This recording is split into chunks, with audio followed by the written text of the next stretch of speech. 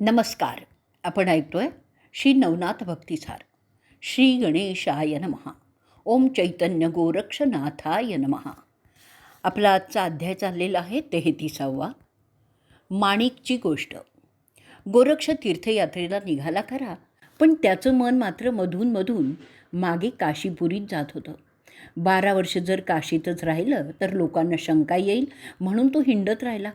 गोदावरीच्या तीराने तो जात असताना पुढे एक मजेदार प्रसंग घडला. एका शेतात माणिक नावाचा एक शेतकरी मुलगा काम करीत होता. दुपार झाली होती. त्यांनी आपल्याजवळ असलेल्या कासंडीतून पाणी घेतलं, हातपाय धुतले, बोचकं सोडलं, भाकरी खाण्यासाठी काढून ठेवली. पाण्याचा चंबू जवळच होता. तो भाकरीचा तुकडा तोंडात घालणार तोच गोरक्षाने अलख निरंजन गुरुचा आदेश अशी हाक दिली. तो मुलगा लगेच उठला, त्याच्या पाया पडला. महाराज, कोण आपण? कुठे जात आहात? या बाजूला कसे आलात? मी आपली काही सेवा करू का? अरे बेटा, मी यती आहे. तीर्थयात्रा करीत हिंडत आहे.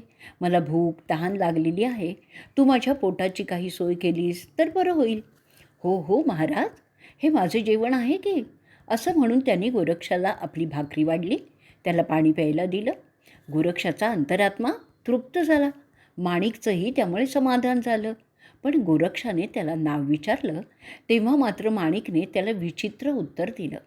तो म्हणाला, महाराज, माझं नाव एवढं काही मोठं महत्त्वाचं नाही आहे. तुमचं पोट भरलं ना, समाधान झालं ना, मग माझं आणि तुमचं काम संपलं झालं. आता तुमचा पुढचा प्रवास सुखकर होवो. जरा विश्रांती घ्या आणि मगच चला. गोरक्ष म्हणाला, अरे, तू तर मला ऐनवेळी जेवायला दिलंस. मी प्रसन्न झालो आहे. तुला काय हवं ते मागून घेशील ते मी तुला देईन. वा वा, म्हणजे तुम्ही गावोगाव भिक्षा मागता. तुम्ही काय हो देणार मला? वाटलं तर तुम्हीच काय हवं असेल ते मला सांगा, माझ्याकडे मागा, मी ते तुम्हाला देतो. मग तुम्ही पुढच्या गावाला जा. तो मुलगा म्हणाला. त्याचं बोलणं ऐकलं आणि गोरक्षाला वाटलं, या अडाणाला काय मागायचं तेही कळत नाही आहे. आपणच त्याचं कल्याण केलं तरच उपाय होईल. तो त्या मुलाला म्हणाला, मी मागेन ते देशील? बघ, मग नाही म्हणशील. माणिक आता संतापला आणि म्हणाला, जो जीवावर उदार असतो तो काहीही देतो. काहीही माग, मग बघ मी देतो की नाही ते. गोरक्षनाथ म्हणाला, मी तुला जीवावर उदार हो असं नाही सांगत, पण एक मनची गुपित गोष्ट सांगतो की ज्यावर तुझी इच्छा जाईल किंवा जे काही तुला करावंसं वाटेल तेच करू नकोस. एवढंच माझं मागणं आहे. माणिक म्हणाला, एवढंच ना? मी तुमचं जसं सांगणं आहे तसंच करेन. गोरक्षनाथ मग तिथून निघून पुढे गेला. त्याला दिलेलं वचन माणिकच्या डोक्यात जेव्हा खऱ्या अर्थानं शिरलं तेव्हा मात्र त्याचा गोंधळ पूर्णपणे उडाला. आता आपण घरी जावं असं त्याच्या मनात आलं. तोच त्याला आठवलं की मनाला करावंसं वाटलं ते करायचं नाही. तेव्हा तो डोक्यावर जे सामान घेतलं होतं ते तसंच घेऊन शेताच्या बांधावर उभा राहिला. हळूहळू कोणताही विचार मनात येईनासा होऊन त्याची समाधी लागली. तो उभाच राहिला. त्याचं शरीर कृश झालं. हरिचिंतनाशिवाय अन्य काहीच घडेना. आता चौरंगीला हातपाय आलेला आपण ऐकूयात. गोरक्षनाथ तिथून निघाला. माणिक शेतकऱ्याची काय अवस्था होईल याची त्याला पूर्ण कल्पना होती. तो पुन्हा चौरंगी जिथे होता त्या गुहेजवळ बद्रिकाश्रमी गेला. गुहेवरची शिळा काढली, आत गेला. तिथे वारूळ दिसलं. ते त्यांनी फोडून पाहिलं तर चौरंगीच्या देहात फक्त डोळे आणि कंठ यात प्राण होते. हातपाय मात्र तपोबळाने नवीन आलेले होते. मंत्राचा जेवढा सूक्ष्मपणे चाललेला होता. गोरक्षनाथांनी त्याला सावध केलं, कृपादृष्टीने पाहिलं. त्यामुळे चौरंगीच्या शरीरात पुन्हा बळ आलं. तो गोरक्षाच्या पाया पडला. मी आज सनाथ झालो असंही तो म्हणाला. त्यांनी चौरंगीला हळूहळू उठवलं, आलिंगन दिलं आणि विचारलं, चौरंगी, अन्न काय घेत होतास? तो म्हणाला, काही नाही. मला शिळेकडे बघायला सांगितलं होतं ना आपण, मला तर हातही नव्हते. गोरक्षाने चामुंडेला बोलवलं. ती म्हणाली, तुम्ही आज्ञा दिली त्याप्रमाणे मी फळं आणून ठेवीत होते. गोरक्षाने पाहिलं, जराशा अंतरावर फळांची रास. काहींच्या साली वाळून गेलेल्या, काही कुजलेली, काही नवीन. अरे चौरंगी, तू काहीच खाल्लं नाहीस. धन्य रे बाबा तुझं तप. गोरक्षाने आश्चर्याने म्हटलं. मग पुन्हा त्याच्यावर डोक्यावर वरदहस्त ठेवला. त्याला बद्रिकाश्रमात शिवालयात आणलं. शंकरानं जागृत केलं. चौरंगीला त्यांचं दर्शन घडवलं. तो 6 महिने तिथेच राहिला. चौरंगीला सर्व अस्त्र शस्त्र आणि आदी विद्या शिकवल्या. सर्व देवतांना बोलवलं, त्यांना तुष्ट केलं, त्यांची वरदानं मिळवली. शशांगर राजाकडे. मग त्याला घेऊन गोरक्ष पुन्हा कौंडण्यपुरास गेला. चौरंगीचे हातपाय ज्या शशांगर राजाने तोडले होते त्याच्यावर गोरक्ष रागावलेलाच होता. चौरंगीला त्याने त्या राजाचा सूड उगवण्यास सांगितलं. चौरंगी म्हणाला, ठीक आहे. मग चौरंगीने भस्म हाती घेतलं, वातास्त्राचा जप केला, राजाच्या बागबगीच्यांवर त्याची योजना केली. तिथे हजारो बागवान होते. ते सगळे वाऱ्याने वर उडाले, गरगर फिरू लागले. मग त्यांनी अस्त्र आवरून घेतलं तेव्हा ते पटापट जमिनीवर पडले. कित्येक मेले, कित्येकांची हाडं मोडली, कित्येक जण झाडात अडकले, कित्येक जण बेशुद्ध पडले, तर कित्येक निसटले आणि राजाकडे गेले. त्यांनी वादळ आल्याची त्याला वर्दी पण दिली. राजा थक्क झाला. त्यांनी नोकरांना बोलवलं, शोध घेण्यास सांगितलं. इतर कुठेही वादळ नाही, पण फक्त बगीचे कसे उद्ध्वस्त झाले. कुणाचं हे कृत्य आहे? नोकरांनी शोध घेतला. नगरात सर्वत्र हिंडले, हेर गुप्तपणे पाहत गेले. पाणवठ्याजवळ त्यातल्या एका दोघांनी गोरक्ष आणि चौरंगीला पाहिलं. ते राजांना म्हणाले, पाणवठ्याजवळ 2 योगी बसलेले आहेत. त्यांच्या मुद्रा संतप्त आहेत. राजाला वाटलं, गोरक्ष आणि मच्छिंद्र तर आले असतील, त्यांचा माझ्यावर तर रागच असेल ना. लवकरच जावं, त्यांचा सन्मान करावा, नाहीतर योगबळाने आपल्या राज्याचं वाटोळच करतील. त्याने लगेच हत्तीवरून अंबारीत बसून मोठ्या लवाजम्यासह पाणवठ्यावर जाऊन त्या योगी लोकांना सन्मानाने राजवाड्यात आणण्याची तयारी केली. दुरून राजाची स्वारी येताना बघितली आणि गोरक्ष म्हणाला, चौरंगी, आता आपला प्रताप बघ. गोरक्षाने वासास्त्र मंत्रून भस्म फेकलं. राजाच्या सैनिकासह घोडे, हत्ती, शिबिका आकाशात उडून गरगर फिरायला लागल्या. सगळे ओरडायला लागले. चौरंगीला आणि गोरक्षाला गंमतच वाटत होती. सर्व लोक हवालदिल झाले. चौरंगी, त्यांना खाली उतरून घे. चौरंगीने पर्वतास्त्र सोडलं. वातास्त्र अडलं आणि पर्वतावर सैन्य अडकून पडलं. मग चौरंगीने हात वर केला आणि आज्ञा केली, उतरा खाली. सगळे सर्वजण जमिनीवर उतरले. राजा थरथर कापत समोर आला. चौरंगी पुढे झाला आणि, बाबा, मी तुमचा मुलगा कृष्णागर, ओळखलत का मला, असं म्हणून पाया पडला. राजा चकित झाला. आनंदाने त्यांनी मिठीच मारली. गोरक्षला पण त्यांनी ओळखलं.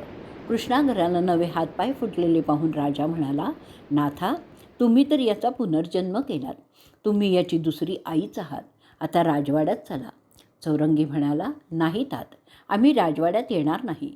माझी सावत्राई जोपर्यंत तिथे आहे तोपर्यंत मी राजवाड्यात येणार नाही. तिनेच दुष्टपणा करून मला ही शिक्षा करवलेली आहे. असं म्हणून त्या दोघांनी राजाला तिचा सगळा दुष्टावा सांगितला. चौरंगीनी तोपर्यंत पर्वतास्त्रावर दुसरा मंत्र टाकून तो पर्वत अदृश्य केला होता. सारा काळा कुट्ट कपटीपणा आपल्या दुसऱ्या पत्नीचा होता हे कळताच राजाला संताप आला. राजाने भुजावतीला तिच्या महालात जाऊन पादत्राणाने मार दिला आणि तिला राज्य सोडून निघून जाण्यास सांगितलं. दोघांनी राजाचा राग शांत केला. मग ते तिथे 1 महिनाभर राहिले. जाताना गोरक्षाने तपोबळाने शशांगर राजाला पुन्हा तारुण्य दिलं. पुन्हा दुसरं लग्न करून सुखी हो असा आशीर्वादही दिला. रेवती राणीचं कृत्य लपून राहिलं नाही. चौरंगीसह गोरक्षनाथ तीर्थयात्रा करीत काशीला आले. त्यांनी पुजारणीची भेट घेतली. पुजारणीकडून मागील हकीकत कळताच घाईघाईने ते भुयारात उतरले. पण पुढे जाऊन पाहतात तो काय, भुयार रिकामं. गोरक्षनाथाचा तर धीरच सुटला आणि तो शक करू लागले. ते पाहून पुजारीण म्हणाली, मी राणीला विचारते, तिने कुठेतरी तो देह नेऊन ठेवला असेल. तुम्ही आधीच धीर सोडू नका. गोरक्ष आणि चौरंगीनाथ यांना सोडून ती लगबगीने राजवाड्यात गेली. राणीला नमस्कार केला आणि म्हणलं, राणी सरकार, 12 वर्ष होत आली. काही गोष्टी आठवल्या म्हणून आले. राणीने तिला एकांतात नेलं. तिथे पुजारणीने विचारलं, राणी सरकार, 12 वर्षांनी राजे मरण पावणार ना? तुम्हाला मी गुपित सांगितलं होतं. राणी म्हणाली, तू मुळीच काळजी करू नकोस, मी त्याची व्यवस्था केली आहे. तू मला ते दाखवलंस ना, त्या दिवशी तू नसतानाच मी तिथे गेले. तो देह सेवकांना बाहेर रानात नेण्यास सांगितलं. त्याचे राई एवढे तुकडे करून टाकले. अगं, त्याला देखील आता 7 वर्ष होतील. किड्या मुंग्यांनी ते तुकडे 2 दिवसातच खाल्ले असतील. आता कसली भीतीच नाही आहे. राणीचं भाषण ऐकून पुजारीण मनातून फार घाबरली, पण वरून मुद्रा निर्विकार ठेवून ती म्हणाली, राणी सरकार, मला आपली काळजी वाटली म्हणून मी विचारलं. मी जाते, मला आज्ञा द्यावी. राणी म्हणाली, जा तू खुशाल जा आणि कुठेही बोलू नकोस, मी तुला बहीण मानते. तिने पुजारणीला निरोप दिला.